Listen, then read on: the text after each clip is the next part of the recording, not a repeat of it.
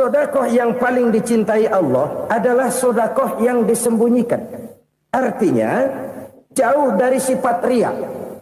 Kan kadang-kadang ada orang sedekah itu disebutkan namanya. Apa tidak bagus? Kalau memang niatnya ikhlas, ya bagus-bagus saja. Untuk memberikan sugesti kepada yang lain. Di Fulan bin Fulan nyumbang sekian, diumumkan. Boleh kalau niatnya untuk memberikan rangsangan kepada yang lain supaya dia menyumbang lebih besar dari orang tadi. Tapi kalau itu mendatangkan riya, maka sedekah yang paling dicintai Allah adalah sedekah yang disembunyikan. Tangan kiri saja tidak tahu apa yang diberikan oleh tangan kanan. Sedekah yang dilakukan dengan ikhlas akan merupakan perbendaharaan surga, tersembunyi dari pandangan orang lain, tidak seorang pun tahu. Karena memang sikap yang baik adalah melupakan kebaikan dan mengingat kesalahan. Itu salah satu ciri orang bahagia. Orang yang selalu mengingat kesalahannya dan berusaha melupakan segala kebaikannya. Kalau dia akan ada kebaikan, dia tidak bisa ikut, dia merasa rugi karena dia merasa belum pernah berbuat baik. Tapi kalau akan melakukan kesalahan baru, dia ingat kesalahan yang sudah-sudah, sehingga terhalang baginya untuk melakukan satu kesalahan baru. Demikianlah saudara-saudara, bahwa Allah melebihkan rizki sebagian kita dari yang lain, agar terjadi tolong-menolong dalam kehidupan ini. Jadi kesenjangan yang nature, kesenjangan yang alami, itu sunnatullah. Ada yang kaya, ada yang miskin, ada yang kelas menengah. Nah, kenapa lalu sekarang kita berusaha mengentaskan kemiskinan? Oleh karena adanya kesenjangan struktural. Kalau yang kaya bisa semakin kaya, kenapa yang miskin tidak bisa naik jadi ikut sedikit kaya? Sebab pada dasarnya Islam adalah agama yang sejak turunnya sudah berupaya memerangi kemiskinan. Bahkan dikatakan kemiskinan itu mendekatkan kepada kekufuran. Orang kalau miskin udah dekat banget sama kafir. Gampang menjadi kafir. Berapa banyak saudara-saudara kita yang oleh karena soal perut, oleh karena soal materi, terpaksa meninggalkan dan menanggalkan akidahnya. Menjual petunjuk yang diberikan Allah dengan kesenangan dunia yang cuma sebentar ini. Na'udzubillah, thumma na'udzubillah. Jadi makin kita sembunyikan satu sedekah, semakin banyak perbendaharaan kita di surga. Sedekah yang paling dicintai Allah adalah sedekah yang disembunyikan. Malahan ada seorang sufi, dia punya kebiasaan kalau pergi sholat Jumat dia bawa uang, itu uang dia taruh di bawah tikar masjid. Dia niat sedekah kepada siapa saja yang nemuin itu duit. Maksudnya apa? Supaya yang nemuin nggak tahu siapa yang punya duit. Demikian dia saking ingin menyembunyikan sedekahnya. Karena sifat riya itu bisa memakan amal kita sendiri. Riya itu termasuk menyebut-nyebut kebaikan kita. Orang yang suka nepuk dada, sedikit-sedikit ngitungnya kalau nggak gua. Tuh kalau nggak gua tuh yang belah situ kalau nggak gua, kalau nggak gua. Iya kalau nggak lu kenapa emang? Orang yang suka menepuk jasad. Tuh, biasanya memang begitu saudara-saudara. Kalau perang lagi berkecamuk, orang nggak sempat ngaku jadi pahlawan. Tapi begitu perang selesai, yang kagak kenal bedil ngaku pahlawan, mas. Itu sesuatu yang biasa. Oleh karenanya, orang-orang yang ikhlas dalam bersedekah, disembunyikannya sedekah itu, Allah cinta betul. Malahan ada hadis memberikan jaminan, inna sedaqatal mar'il muslimi tazidu fil umri wa tadfa'u mitatas su'i. Sesungguhnya sedekahnya seorang mukmin tazidu fil umri, bisa menambah umur panjang, wa tadfa'u mitatas su'i, dan menyelamatkan manusia dari mati secara su'ul khatimah. Jadi siapa yang kepengen panjang umur, banyaklah sedekah. Yang bosan hidup, pelit terus. Sedekah menambah panjang umur dan menyelamatkan manusia dari mati secara su'ul khatimah. Pak, katanya umur itu nggak bisa ditambah, nggak bisa dikurangin. Kapan? Kalau ajal sudah datang. Wa idza jaa ajaluhum la yastakhiruna sa'atan wa la yastaqdimun. Kalau ajal datang tidak bisa dimajukan, tidak bisa dimundurkan. Itu kalau ajal sudah datang. Tidak bisa lagi umur ditambah dikurangi, sudah datang. Tapi kalau belum datang, itu kan haknya Allah. Mau ditambah, mau dikurangi, hak prerogatif Allah. Sebagai pencipta manusia, Allah Maha Kuasa dan Maha Mampu. Sedekah ini menambah panjang umur dan menyelamatkan manusia dari mati secara su'ul khatimah. Itu orang mati kan sama ya, kondisinya mati, nggak nafas. Tapi hakikat mati kan lain-lain. Ada yang mati itu husnul khatimah, baik akhirnya. Misalnya lagi ngaji mati, lagi sholat mati, lagi sedekah mati. Ini yang dinamakan dengan husnul khatimah, baik di akhirnya. Sebaliknya ada yang su'ul khatimah, jelek di akhirnya. Ini yang jadi catatan akhir. Lagi nyekek botol, mampus. Lagi banting kartu, modar.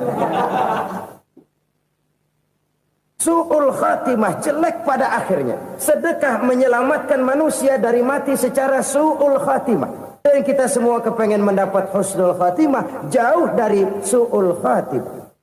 Oleh sebab itu yang bisa menyelamatkan kita dari penyakit itu antara lain adalah sedekah yang disembunyikan. Yang dikerjakan dengan ikhlas karena Allah. Tidak karena kepengen dipuji orang, tidak karena ingin dikatakan orang pemurah, sebab orang dermawan itu orang yang memberi tanpa harus diminta. Kalau masih harus diminta, ya belum dermawan namanya, masih harus diminta. Kalau nggak diminta ya tulus, lolos, polos. Saudara-saudara kaum muslimin rahimakumullah. Harta adalah amanat dan akan kita pertanggungjawabkan. Allah melebihkan rizki sebagian kita dari yang lain agar kita saling tolong menolong, bantu membantu. Nabi janjikan siapa yang meringankan beban saudaranya muslim di dunia, Allah akan meringankan bebannya di akhirat nanti. Sebuah jaminan dari baginda Nabi. Si orang yang kita bantu barangkali tidak bisa membalas, Allah yang akan membalas lewat jalan lain yang tidak pernah kita sangka-sangka. Ada orang tanya, Pak, ini ada orang nyumbang masjid sambil marah-marah, bagaimana? Saya bilang sumbangannya aja ambil, marahnya jangan. Marahnya jangan diambil, itu urusan dia.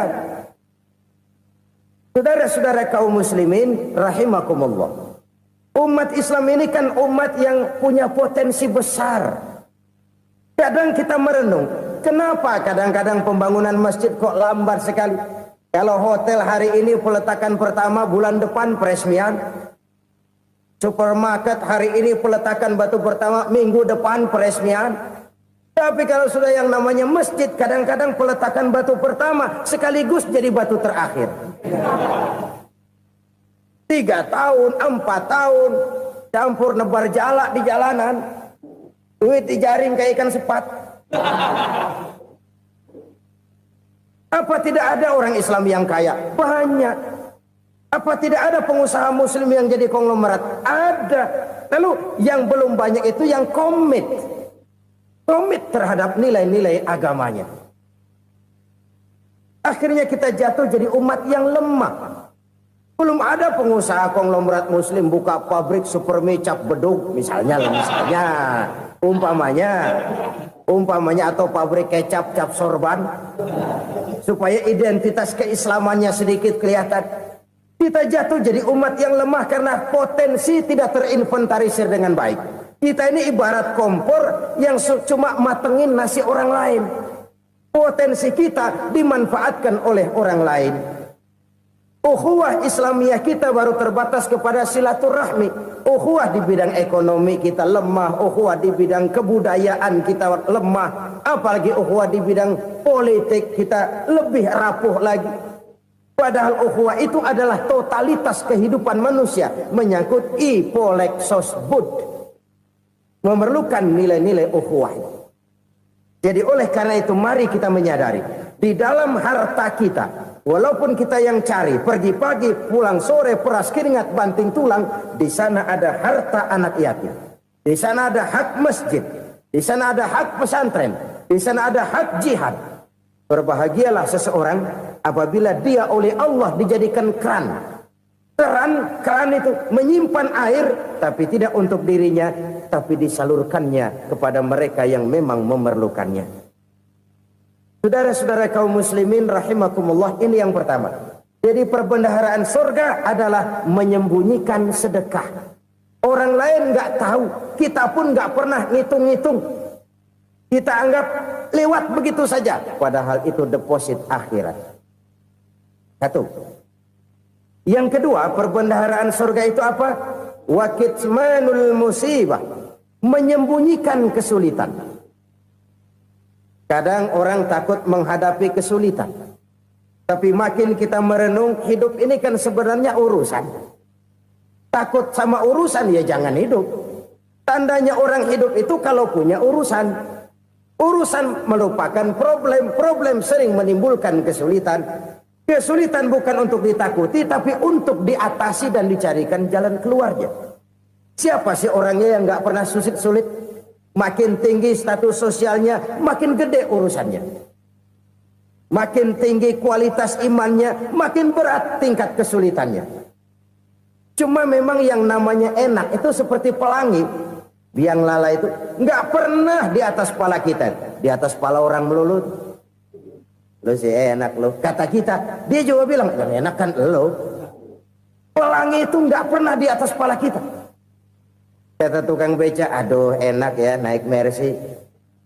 Kata tukang beca, apa yang di dalam mobil Mercy? Aduh enak bener tukang beca, di jok ngeringkuk ngorok pulas bener. Saya kamar pakai AC sejuk, tempat tidur sutra, empuk, alga, spring bed, kulak kulik nggak bisa pulas kalau belum minum Valium, belum tidur. Enak bener tukang beca, di jok ngorok nggak tahu wetan kulon. Si tukang beca bilang yang di Mercy enak, yang di Mercy bilang tukang beca enak. Inilah enak, nggak pernah di atas kepala kita, di atas kepala orang lain melulu enak itu. Nah, saudara-saudara, yang merupakan perbendaharaan surga itu orang yang bisa menyembunyikan kesulitan, baik pribadi ataupun rumah tangga. Nih terutama rumah tangga yang jadi soalnya. Kadang-kadang kita ini kalau senang, sebaliknya kalau senang kita diam, kalem aja, cuek. Banyak banget duit kita bawaan, diam aja udah. Malah ketemu orang takut. Tapi begitu susah, sekampung tahu. Padahal Nabi mengajarkan perbendaharaan surga itu menyembunyikan musibah, menyembunyikan kesulitan. Kalau enak, cerita sama orang-orang. Kalau nggak enak, rasain sendiri, tekan sendiri, atasin sendiri. Kita kan sebaliknya. Senang kita diam, asal lagi susah, paling tidak kita nyari teman buat cerita kesusahan. Siapa orangnya yang nggak pernah susah? Cuma soalnya bagaimana kita mengatasi kesusahan itu sendiri. Begitu juga misalnya kalau orang sudah berumah tangga, itu orang tuanya harus menjadi tempat dia cerita yang enak-enak saja. Yang nggak enak rasain berdua, selesaikan berdua, atasin berdua. Jangan dibalik. Asal senang diam, giliran susah saja. Maknya laporan. Terbalik. Bisa menjaga security informasi. Maka nama bayam keluar diam, malah seluitan. Enak amat lo makan daging ayam. Security informasi. Saudara-saudara kaum muslimin rahimakumullah. Ujian yang terberat itu yang pernah diberikan kepada para nabi, para rasul, para aulia, para ulama. Makin tinggi keimanan, makin berat bentuk kesulitan. Ayo saya kemukakan satu contoh saja. Ada seorang nabi yang kaya, nabi kaya, namanya Nabi Ayub. Iblis kalau orang begini kan keki, ibadahnya rajin, kaya. Nih yang kayak begini susah digodain. Kalau ibadahnya rajin, miskin, kali bisa disogok. Sini imannya mantap, ibadahnya rajin, kaya, nabi lagi. Oh, tapi namanya iblis nggak kurang akal. Laporan, Tuhan, kenapa Les? Ya ini bahasa saya, bahasa Qurannya sih nggak gitu. Itu hambamu yang namanya Ayub, dia rajin ibadah cuma karena dikasih kaya aja. Coba kasih miskin dia, berhenti dia sembahyang. Ah, kamu bisa aja. Saya tahu Ayub itu hambaku yang ikhlas. Saya buktiin Tuhan, silahkan. Dibuktiinlah, iblis turun ke alam ini. Yang mula-mula dia lakukan, dia rusak sawah ladang Nabi Ayub. Dia binasakan binatang ternak Nabi Ayub. Sehingga dalam waktu singkat, jatuhlah Nabi Ayub dari orang paling kaya jadi orang paling miskin. Beliau masih ibadah di mihrab dalam masjid. Datang iblis. Saudara Ayub, ya, lagi ngapain? Ibadah. Nyembah Allah, nyembah Allah. Oh, percuma. Kenapa? Tuhan yang ente sembah nih, dia udah bikin miskin ente. Sawah ladang ente hancur lebur, binatang ternak binasa. Sekarang ente jadi orang paling miskin. Ngapain nyembah Tuhan kayak begitu? Tekor. Udah berhenti dah ibadah, berhenti ibadah. Ini iblis sama Tuhan laporannya lain, yang dikerjakan kepada Nabi Ayub juga lain. Benar begitu iblis, kata Nabi Ayub. Iya, sawah ladang saya habis, buras. Binatang ternak saya binasa, binasa. Saya miskin, bangpak. Apa jawab Nabi Ayub? Bukan innalillahi, ini hebat. Alhamdulillahillazi a'tani wa akhza minni. Segala puji bagi Allah yang telah memberikan harta kepada saya dan sekarang mengambilnya lagi. Alhamdulillah. Allah yang ngasih, Allah yang ambil. Itu mah urusan Allah. Iblis cuman ibadah jalan terus, sujud lagi Nabi Ayub. Iblis seleher gondok banget.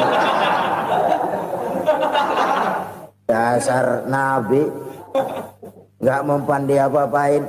Miskin malah alhamdulillah. Allah yang ngasih, Allah yang ambil. Jadi kalau kita tidak komit, kita tidak terikat kepada kaya, miskin, senang, susah, apa yang bisa bikin kita susah?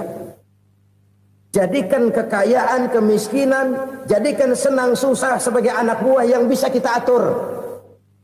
Jangan kekayaan ngatur kita, jangan kemiskinan ngatur kita. Kita yang harus mengatur mereka. Senang, susah, kaya, miskin, bahagia, sengsara, jadikan itu anak buah yang bisa kita atur. Kalau sekarang kita kaya, lain saat boleh jadi kita miskin, semiskin-miskinnya. Allah yang ngasih, Allah yang ambil. Tenaga mana yang bisa menghalangi? Ibadah jalan terus. Iblis makin gondok. Dasar Nabi loh. Akhirnya apa? Nabi Ayub dikerjain, diberikan penyakit. Demikian fatal penyakitnya. Bayangin, udah miskin sakit. Masya Allah. Miskin sakit. Sakitnya nggak lama, kira-kira 16 tahun. Istrinya 3, 2 mental minta ceraiin. Ngerawatin laki bengek begini. Senang belum tentu, susah udah pasti nih. Cerai aja, cerai dah. Cerai. Tinggal satu Siti Rahmah yang setia menemani beliau. Sesetia-setianya hati perempuan. Satu saat Siti Rahmah bilang, "Bang, iya, abang kan Nabi, Bang. Lalu, namanya Nabi kan doanya jarang meleset, Bang. Maksud kamu minta kenapa sih sama Tuhan biar abang sembuh, baik dah, Bang?" Siti Rahmah, iya. Saya sakit berapa tahun sih dah? 16 tahun, Bang. Sebelum ini saya sehat berapa tahun? Ya kira-kira 60 tahun, Bang. Nah, coba ente banding-bandingin, Rahmah. Saya dikasih sehat 60 tahun. Dikasih sakit 16 tahun. Sudah nggak sabar. Mau doa kepada Allah minta sembuh. Saya malu. Malu kepada Allah. Diuji dengan yang luar biasa seperti ini. Tidak mengganggu stabilitas kehambaannya. Dia tetap menghamba kepada Allah subhanahu wa ta'ala. Saudara-saudara kaum muslimin rahimakumullah. Kunci menghadapi kesulitan itu apa? Allah jelaskan dalam satu ayat, wa basyiris sabirin alladzina iza asabathum musibah qalu inna lillahi wa inna ilaihi raji'un. Gembirakan orang-orang yang sabar. Siapa mereka itu? Yang apabila mendapat musibah mereka kembali kepada keyakinan dasar segalanya dari Allah dan segalanya akan kembali kepada Allah. Ini konsepsi dasar dari sikap muslim dalam menghadapi berbagai kesulitan. Segalanya dari Allah, segalanya akan kembali kepada Allah. Kalau ini sudah kondisi dasarnya, maka kita akan lapang menghadapi kenyataan bagaimanapun pahitnya. Apakah itu namanya miskin, apakah itu namanya sakit, bahkan maut sekalipun. Maut sekalipun. Segalanya dari Allah, segalanya akan kembali kepada Allah. Ini sikap hidup, bukan sekedar ucapan. Kita kadang-kadang menjadikannya sebagai ucapan. Mulutnya sehingga berhenti, innalillahi wa inna ilaihi raji'un, tapi nangisnya terus gerung-gerungan. Bukan itu, ini kesadaran moral. Kalau segalanya dari Allah, segalanya kembali kepada Allah, kan sebenarnya cuma nunggu giliran. Hari ini saya nyembayangin dia, entah hari apa saya disembayangin orang. Hari ini saya antar dia ke kubur, entah hari apa orang nganterin saya ke kubur.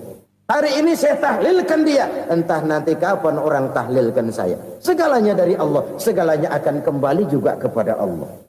Oleh sebab itu saudara-saudara, kesulitan bukan untuk ditakuti. Kesulitan justru untuk diatasi, dicarikan jalan keluarnya. Dan tidak ada orang yang tidak pernah mendapat kesulitan. Tidak ada. Semakin tinggi status sosial, semakin tinggi kualitas keimanan, semakin besar juga tingkat kesulitan. Hanya saja bagaimana cara kita mengatasinya. Dan Al-Quran menyatakan, inna ma'al usri yusra.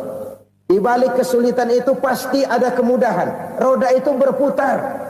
Karena itu Rasulullah sallallahu alaihi wasallam mengingatkan kepada kita, ta'arraf ilallahi fir raha ya'rifka fis syiddah.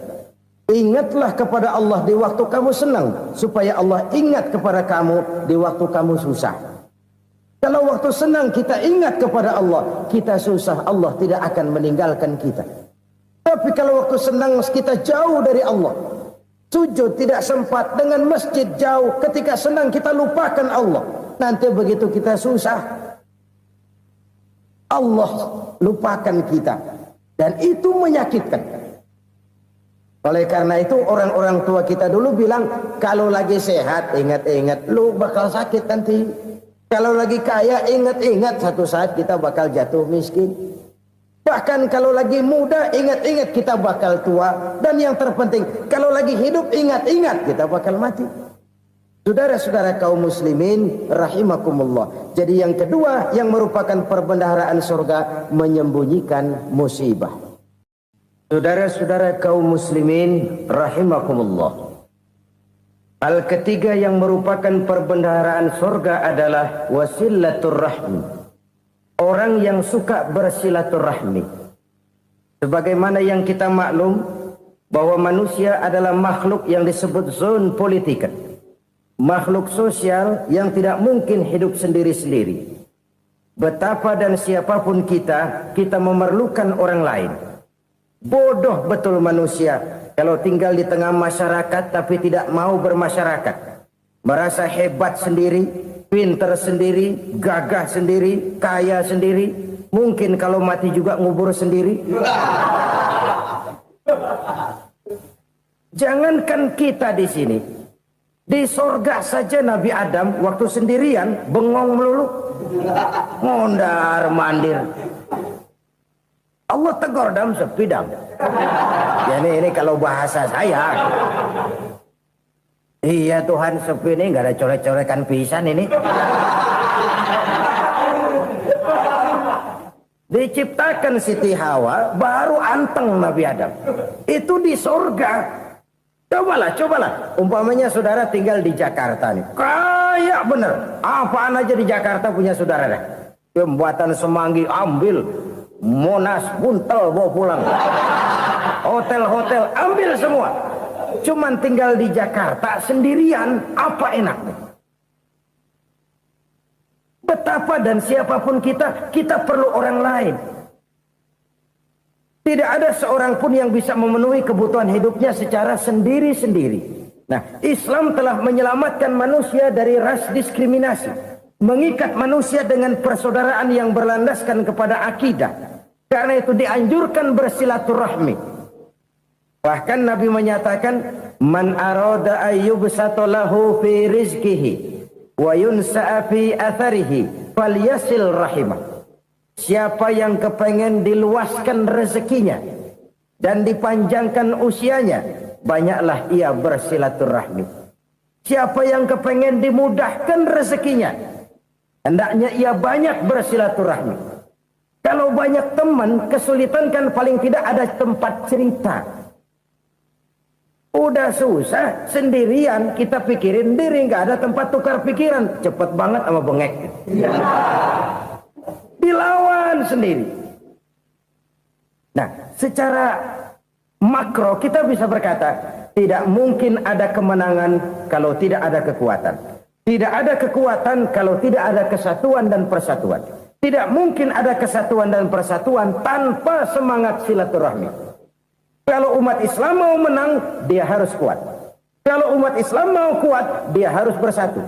Kalau umat Islam mau bersatu, dia harus membudayakan silaturahmi ini. Bahkan sampai-sampai kata Nabi, kalau bisa cari nilai tambah. Apa? Silman qata'ak. Bersilaturahmilah kau kepada orang yang marah denganmu. Masya Allah, indahnya ajaran agama kita. Orang yang marah pun kepada kita, kata Nabi, kalau bisa bersilaturahmilah kepadanya. Kepada orang yang marah itu. Di situ nilai tambah. Cuman jujur nih hadis, ngucapinnya gampang, ngamalinnya yang berat banget. Orang marah sama kita, kita disuruh silaturahmi. Ada apa sama lu? Lu marah, ada gue marahan lagi. Gue pikirin. Saudara-saudara kaum muslimin rahimakumullah. Tapi ini yang diajarkan, bahkan ini yang dicontohkan oleh baginda Rasul.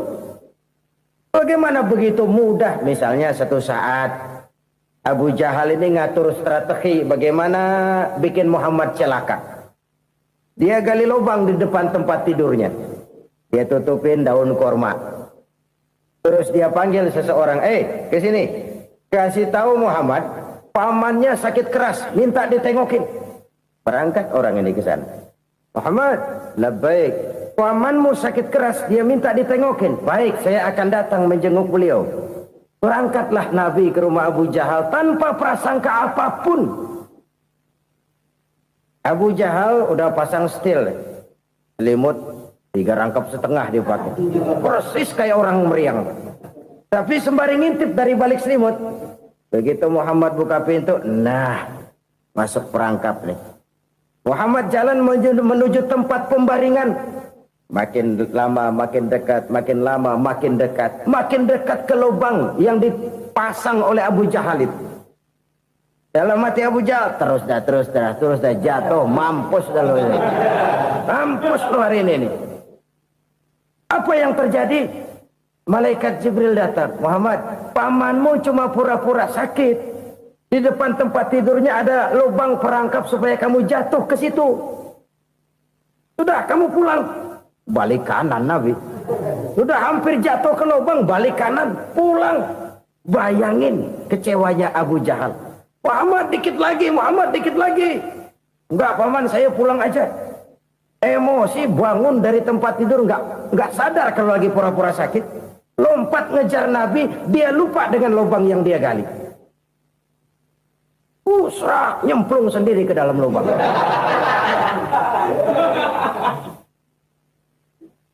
Nabi terus berlalu. Ini terjadi keanehan.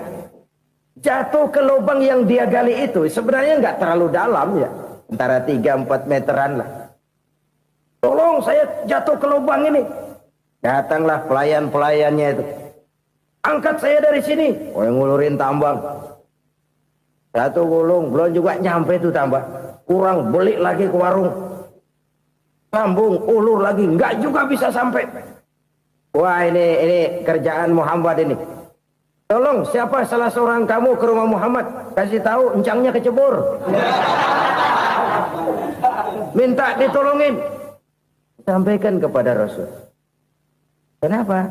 pamanmu jatuh ke lubang, Muhammad minta tolong diangkatin. Tambang udah nyambung-nyambung nggak nyampe juga. Ya, nanti saya datang, saya tolong. Coba. Nyata-nyata orang berniat jahat mau mencelakakan dia. Datang dia menolong. Ini yang disebut air tuba dibalas air susu ya ini. Bukan sebaliknya. Air tuba dibalas air susu. Paman, kecebur ya? Iya Muhammad, tolong ini. Pegang tangan saya. Nabi ulurkan tangannya, nyampe, dipegang oleh Abu Jahal, diangkat ke atas, sampai atas. Apa kata Abu Jahal? Sihirmu memang hebat Muhammad. Udah ditolongin dikata sihir, yang enak kita kemplang kan itu orang begitu. Urusan apa? Tapi inilah akhlak. Kalau bisa kamu bersilaturahmilah dengan orang yang marah kepadamu sekalipun. Orang marah kita tetap baik. So, kalau kita berbuat baik sama orang yang memang baik, rasanya sih biasa-biasa aja. Orang baik kita baik lagi, ya draw aja, belum ada nilai tambah di situ. Baru ada nilai tambah kalau kita bisa berbuat baik kepada orang yang nyakitin kita. Itu namanya kita setingkat di atas dia. Dia sakitin kita, kita berbuat baik sama dia. Dia pelit sama kita, kita baik sama dia. Dia marahin kita, kita deketin dia. Di situ kita punya nilai tambah. Jadi siapa yang ingin diluaskan rezekinya kata Nabi dan dipanjangkan umurnya, hendaklah ia banyak-banyak bersilaturahmi. Sederhana sebenarnya silaturahmi, tapi silaturahmi membangkitkan semangat kesatuan dan persatuan. Kesatuan dan persatuan melahirkan kekuatan. Dalam matematika 1 ditambah 1 pasti 2. Tapi di tengah masyarakat, 1 orang takut ditambah 1 orang takut, hasilnya jadi 2 orang setengah berani. Kenapa setengah berani? Karena udah berdua. Tadi pan takut sendirian. Kalau dia kumpul turu-turu takutlah jadi berani. Kita yang lemah, kita yang tidak berdaya, kita yang miskin, kalau mau kompak bersatu, apa yang nggak bisa kita kerjain?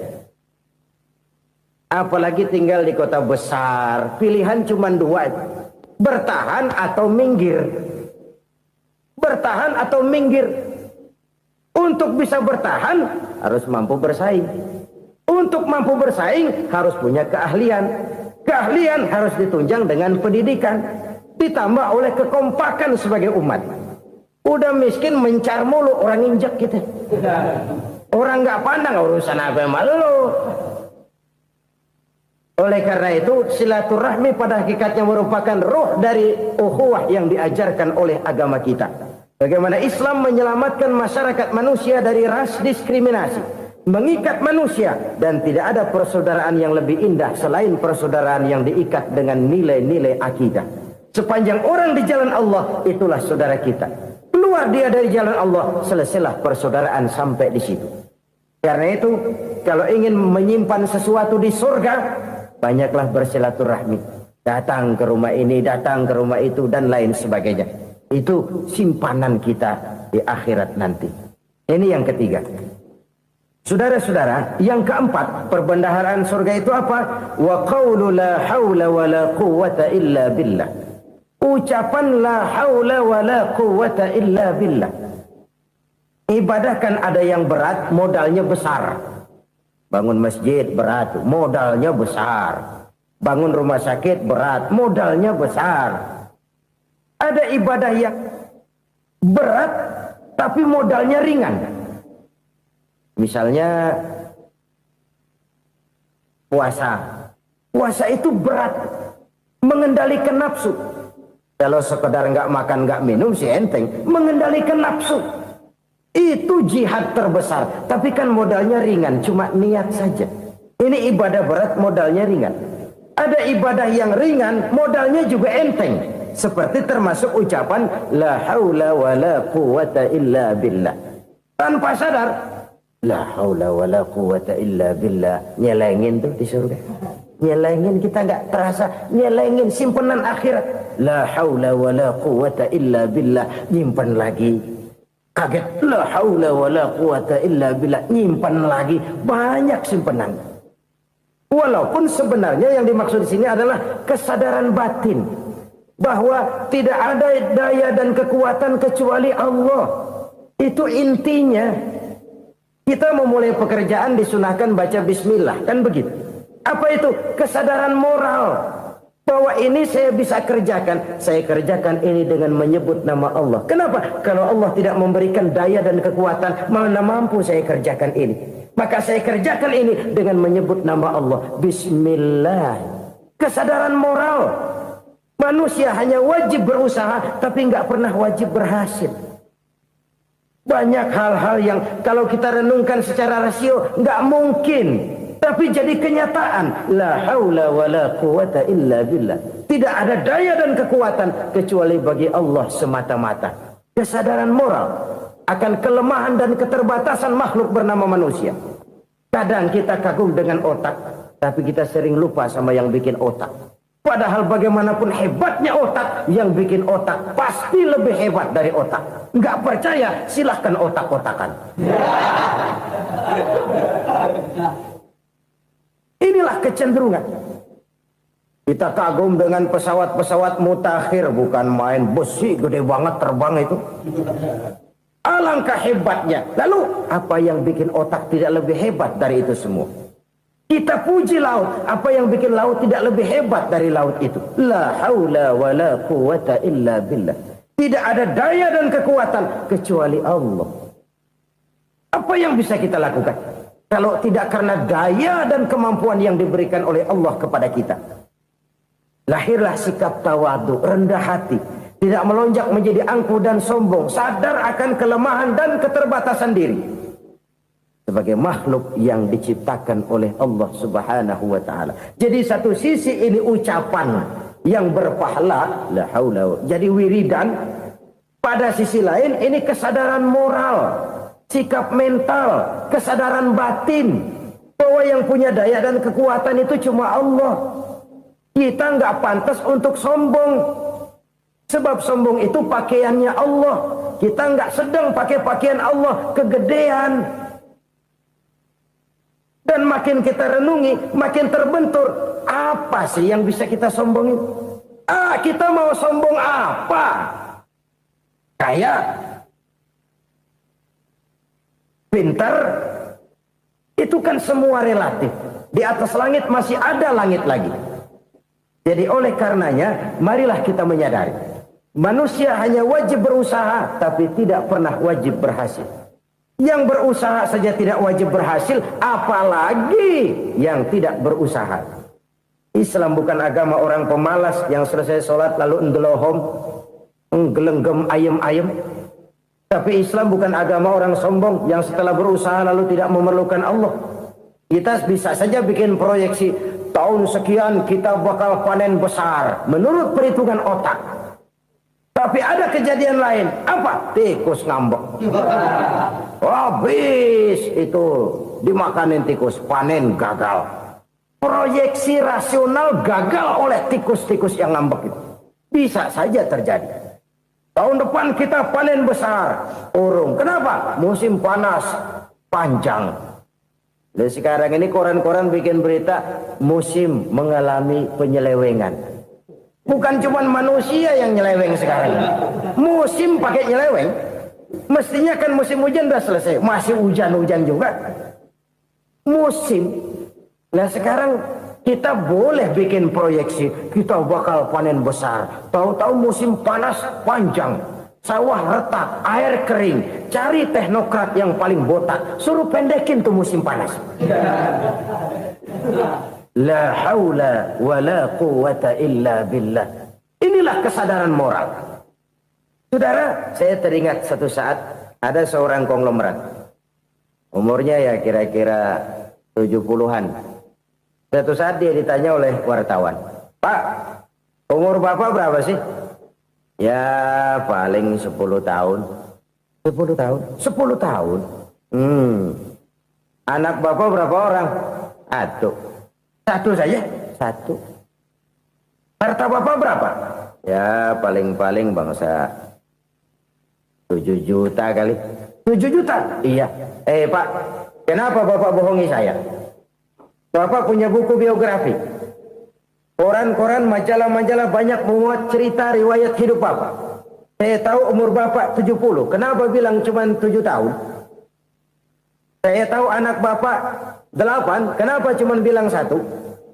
Saya tahu harta Bapak miliaran, mungkin triliunan. Pabrik di mana-mana, bank di mana-mana. Kenapa bilang uang Bapak cuma 7 juta? Nah, kata si konglomerat tadi, kamu benar nak, kamu benar. Umur saya kalau jumlahnya memang 70 nak. Cuman ingat-ingat saya, baru 7 tahun terakhir ini saya sujud. Baru 7 tahun terakhir ini saya berusaha dekat dengan Allah. Saya laksanakan perintahnya, saya jauhi larangannya.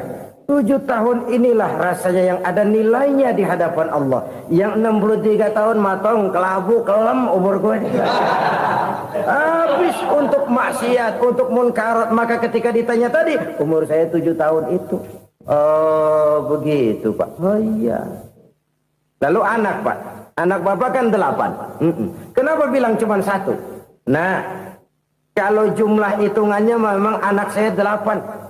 Tapi dari 8 orang ini rasanya cuma 1 nih. Yang bakal jadi buah hati, belahan jantung. Pelanjut cerita, penerus sejarah. Bakal jadi anak soleh yang akan mendoakan saya. Cuman 1 rasanya anak saya ini yang bakal jadi buah hati saya. Besar-besaran saya. Yang akan mendoakan di kubur saya. Yang akan mendoakan di akhirat saya. Yang 7 orang mana? Masya Allah. Yang 1 tenggeng. Yang 1 nyekek botol mulu. Yang 1 nggak karu-karuan. Makanya saya bilang 1 anak saya yang akan bisa mendoakan saya. Oh begitu Pak. Iya. Nah harta Pak. Harta Bapak kan triliunan. Pabrik Bapak di mana-mana. Uang Bapak hampir di tiap bank-bank besar. Kenapa bilang cuma 7 juta? Betul kau nak. Harta saya kalau jumlahnya memang miliaran, triliunan mungkin. Tapi yang saya ingat baru 7 juta tuh yang saya belanjakan di jalan Allah. Saya nyumbang masjid, saya santuni yatim piatu, saya bantu pembangunan pesantren, saya bantu pembangunan rumah sakit Islam. Itu yang akan saya bawa pulang ke akhirat, yang 7 juta itu. Yang triliunan itu nanti akan direbutkan oleh anak-anak saya sebagai waris saya. Jadi harta saya 7 juta itu yang bakal nemenin saya di akhirat, yang akan saya bawa pulang jadi teman saya. Saudara-saudara kaum muslimin, jangan-jangan orang tua itu adalah kita-kita ini. Jangan-jangan kita-kita ini adalah orang tua itu. Jangan-jangan itu potret dari diri kita masing-masing. Dari sekian umur yang diberikan Allah, berapa tahun yang ada nilainya di hadapan Allah. Dari sekian anak-anak yang merupakan amanah, berapa yang akan mendoakan kita sebagai orang tuanya menjadi anak soleh. Dari sekian banyak harta yang diberikan Allah, berapa yang akan kita bawa pulang menghadapnya nanti, yang kita belanjakan di jalan Allah. Ini sebuah potret kehidupan. Karena itu kita kembali kepada la haula wa la quwwata illa billah. Kita wajib berusaha, kita wajib berikhtiar. Selebihnya segala daya dan kekuatan hanya milik Allah saja semata-mata. Satu kesadaran batin dari setiap pribadi muslim. Setelah ia berusaha dan berikhtiar, ia menyerahkannya kepada Allah Subhanahu wa ta'ala. Jadi satu sisi ini merupakan wiridan ucapan yang mengandung pahala. Pada sisi lain ini merupakan sikap batin dari seorang muslim di dalam ia menghadapi realitas kehidupan ini. Saudara-saudara kaum muslimin rahimakumullah. Kalau ini kita jadikan satu basis kehidupan, maka ini akan menyelamatkan manusia dari kemungkinan tergelincir menjadi orang yang lupa diri dan lupa darat. Sebab itu Imamul Ghazali berpesan, jadidis safinah fa innal bahra amiq wa khuziz zad fa inna safara ba'id wa khaffifil hamla fa innal hamla sadid. Perbarui selalu kapalmu karena lautan sangat dalam. Bawa bekal yang banyak karena perjalanan ini sangat jauh. Ringankan beban karena kebanyakan beban akan menyakitkan. Alangkah indah kalimat ini, alangkah dalam makna yang terkandung di sana. Perbarui selalu kapalmu karena lautan sangat dalam. Apa artinya ini? Jaga mentalmu baik-baik. Pelihara imanmu baik-baik karena hidup penuh cobaan seperti lautan. Kita kalau berlayar di lautan kan kadang-kadang tenang, angin bertiup sepoi-sepoi basah.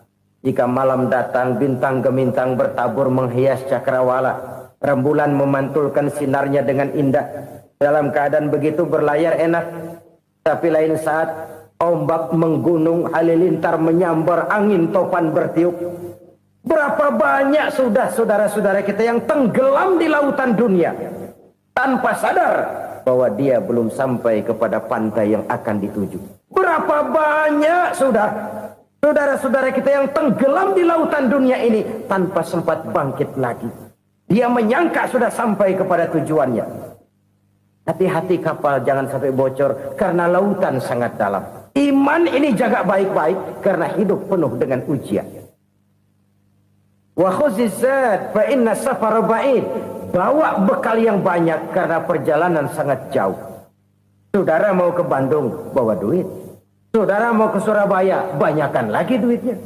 Saudara mau ke Mekah, gepokan, iketan tuh duit nggak lembaran lagi.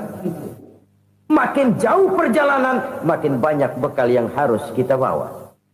Kalau saudara dari Jakarta mau ke Surabaya, kagak bawa duit berangkat juga, itu sih bukan berani namanya, nekat. Sampai Surabaya belum tentu, sengsara di jalan udah pasti. Kenapa? Nggak bawa bekal berangkat. Sama juga kita nih, misalnya belum sempat sembahyang, mati. Waduh, berani banget orang. Belum punya bekal, mati. Sengsara di jalan. Atau bekal tidak cukup. Dari Jakarta saudara mau ke Surabaya, bawa duit 500 perak. Paling jauh Cikampek nyampenya itu. Paling jauh itu. Antara jauhnya perjalanan dengan bekal yang saudara bawa tidak seimbang. Hidup ini perjalanan panjang. A walking tour. Dimulai dari alam arwah. Sebelum jasad diciptakan, roh diciptakan lebih dulu. Dari situ pindah ke alam rahim. Dari alam rahim pindah ke alam dunia.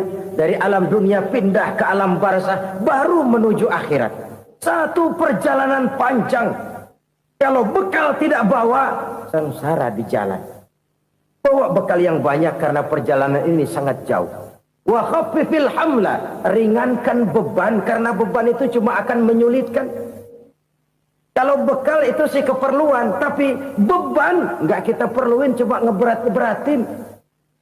Apa ini beban? Dosa. Kecurangan, kebatilan, kesoliman, ketidakadilan, kesewenang-wenangan. Itu akan jadi beban kita di akhirat. Alangkah celakanya, perjalanan panjang, bekal tidak bawa, beban kelewat banyak. Alamat sengsara di jalan. Pahala tidak ada, dosa berlipat ganda. Na'udzubillah, summa na'udzubillah.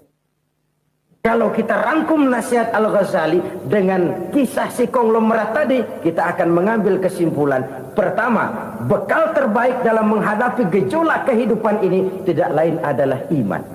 Yang kedua, pahala dan dosa. Dua hal kontroversial.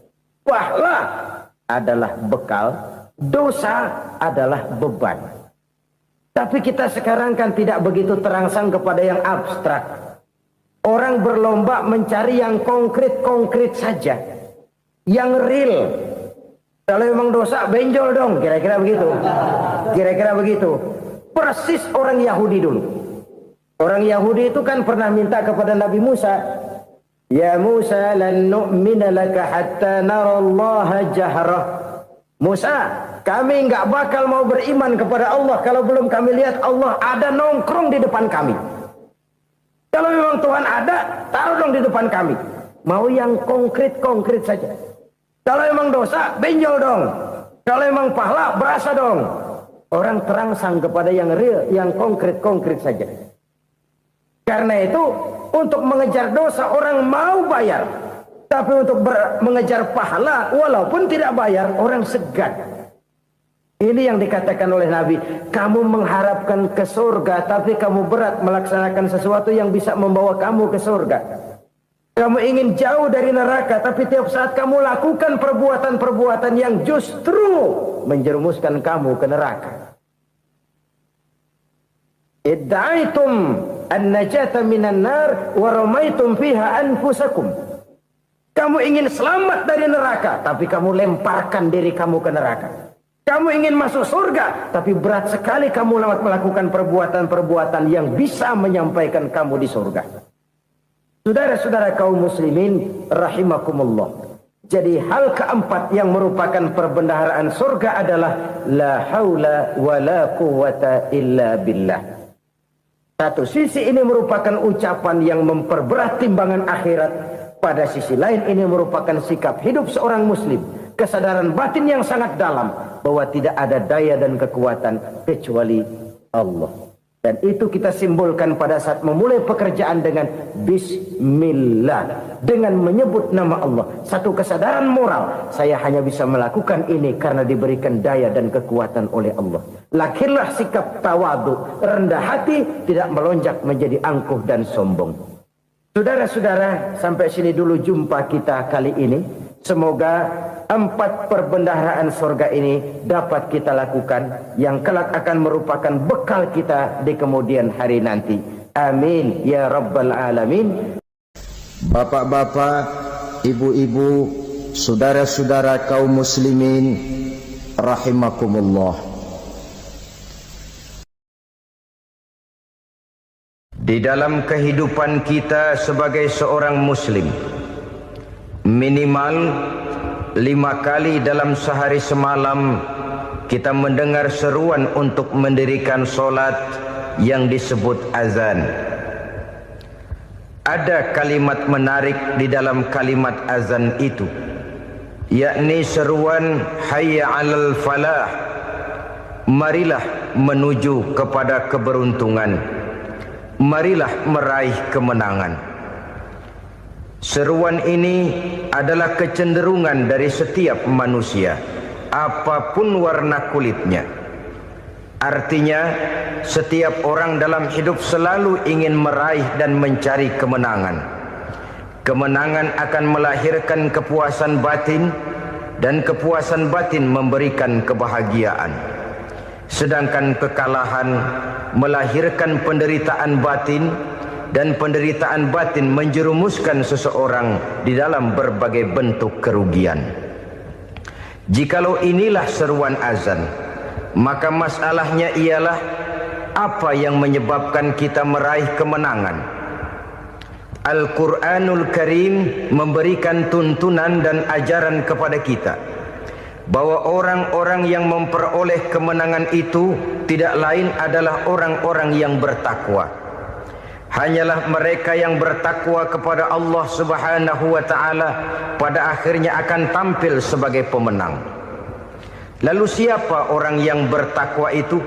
Dijelaskan dalam awal-awal Al-Baqarah, orang yang bertakwa yang akan meraih kemenangan. Pertama, allazina yu'minuna bil ghaib, yaitu orang-orang yang beriman kepada yang gaib. Percaya bahwa ada alam yang gaib, alam yang abstrak, alam yang tidak bisa dijangkau oleh salah satu daripada panca indera kita. Mereka percaya dan beriman kepada adanya malaikat, beriman kepada adanya iblis dan jin, beriman kepada adanya alam kubur, beriman kepada adanya alam mahsyar, beriman kepada adanya alam akhirat, beriman kepada adanya surga dan neraka. Beriman bukan cuma sekedar beriman dalam ucapan bibir saja, tetapi beriman yang nilai iman itu mampu mewarnai gerak dan gaya hidupnya. Iman yang meresap sampai ke tulang sumsum, kemudian memberikan dampak positif di dalam kehidupan manusia. Alam, kita tahu, adalah sesuatu yang selain Allah, dan Allah bukanlah alam. Apapun namanya selain daripada Allah, itu adalah alam. Alam pada hakikatnya terbagi menjadi 2. Ada alam syahadah, alam nyata, alam konkret, alam yang bisa dijangkau oleh salah satu indera kita. Kemudian ada alam ghaib. alam yang tidak bisa dijangkau oleh panca indera kita, alam metafisika, alam abstrak, alam yang wajib kita imani keberadaannya.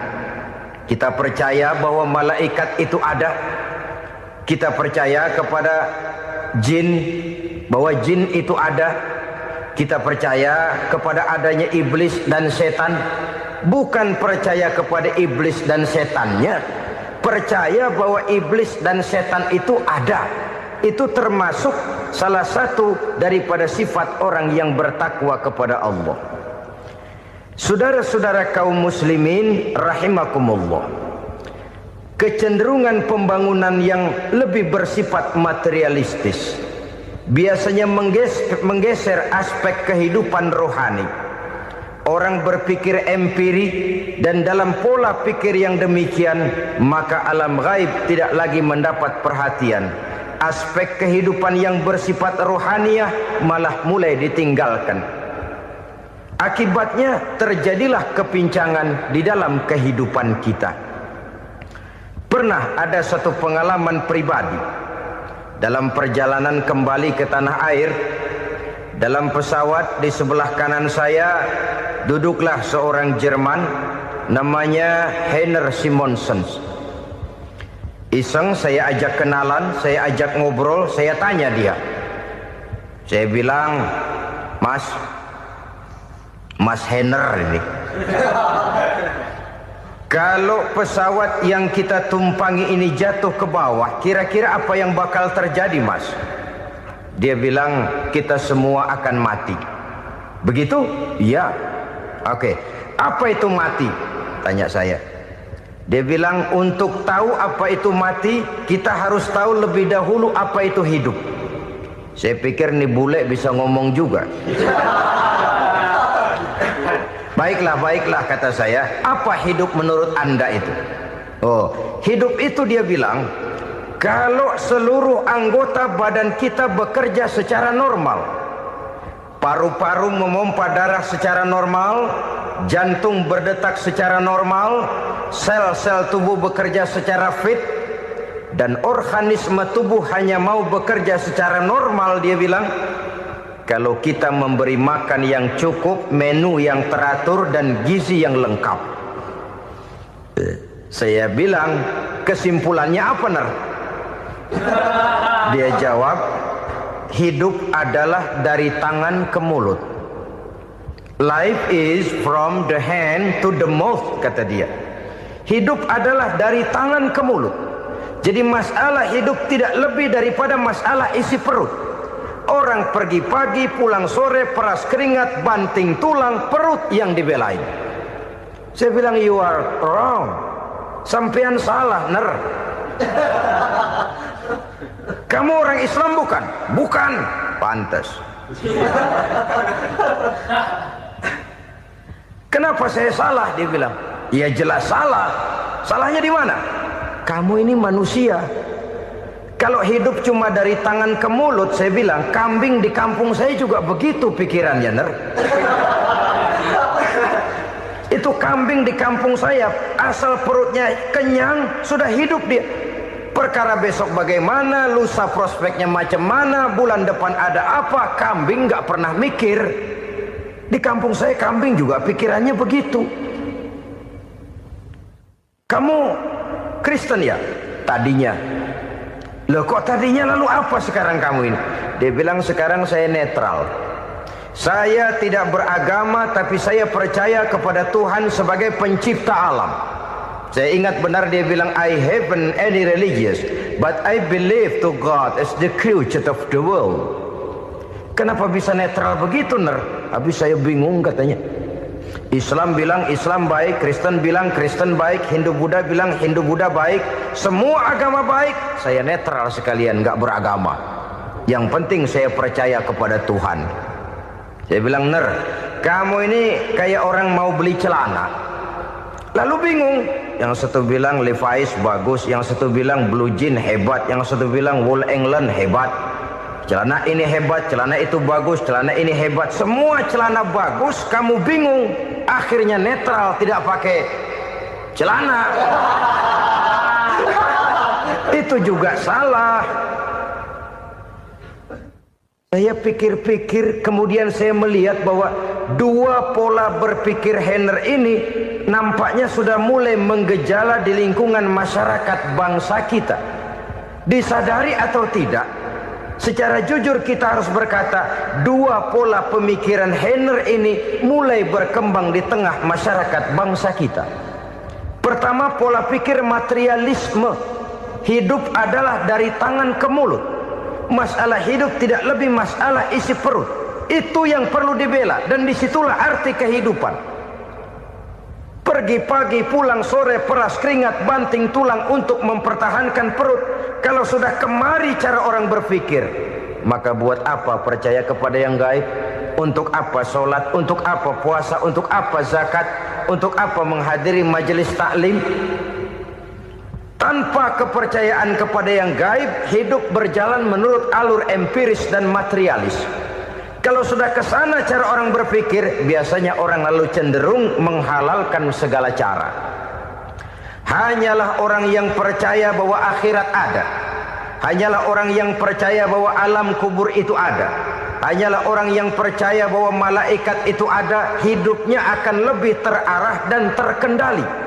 Karena kepercayaan kepada yang gaib, yang merupakan fase daripada kehidupan setelah hidup yang sekarang ini, mewarnai gerak pribadi seseorang di dalam dia melakukan kegiatan hidupnya.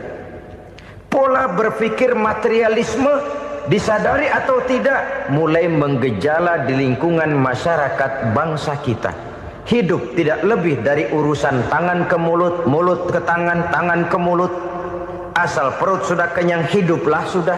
Perkara bagaimana prospek hari yang akan datang, bagaimana akhirat, tidak jadi persoalan.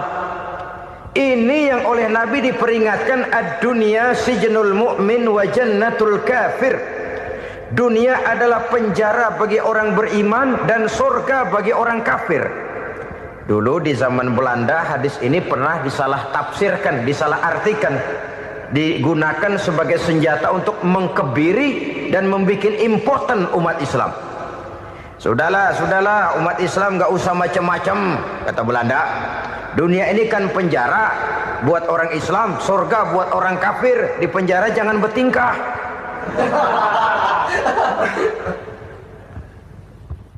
Pengertiannya tidak begitu. Dunia adalah penjara bagi orang mukmin. Artinya dalam kehidupan dunia seorang mukmin tidak bebas memperturutkan hawa nafsunya. Di penjara hawa nafsunya itu. Sebaliknya surga bagi orang-orang kafir. Buat orang kafir, surgalah dunia ini. Mereka bebas memperturutkan hawa nafsunya. Dilarang tidak terlarang, dicegah pun tidak tercegah. Mereka hidup menurut alur bisikan nafsu mereka sendiri. Kemudian bila ajal datang, maut merenggut nyawa, selesailah surganya sampai di situ. Maka bagi orang-orang yang tidak percaya kepada adanya akhirat, kepada adanya alam gaib, surganya sebatas umurnya. Sekali lagi, surganya sebatas umurnya. Bila umur selesai, ajal pun datang merenggut nyawa, selesailah sudah surganya sampai di situ.